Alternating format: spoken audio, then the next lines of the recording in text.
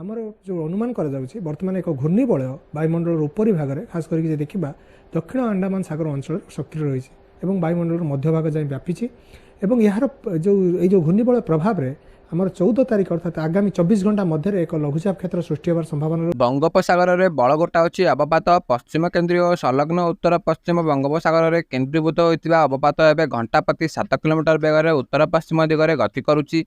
राति प्राय 8टा सुधा यह पुरी 150 किलोमीटर दूर में उत्तर पश्चिम दिगरे रही बेले गोपालपुर ठारू 180 किलोमीटर पूर्व दक्षिण केन्द्रीय अंचल होती।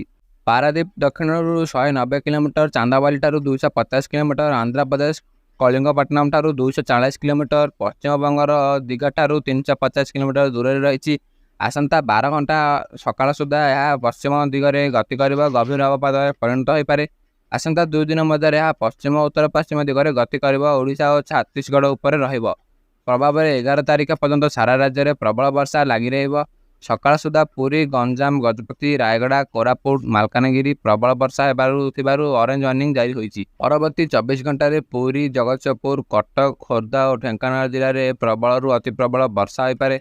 ताहाकु नहीं नजर रखी रेड वार्निंग जारी कर जायछि। एही समय केन्द्रापड़ा, जाजपुर, अनुगुल, नयागढ़, गंजाम, कंधमाल, अनुगुल, बौद्ध, सोनपुर, संबलपुर, बरगढ़, बलांगीर और कोरापुट जिले में प्रबल अति प्रबल वर्षा ऑरेंज वार्निंग जारी होईछि।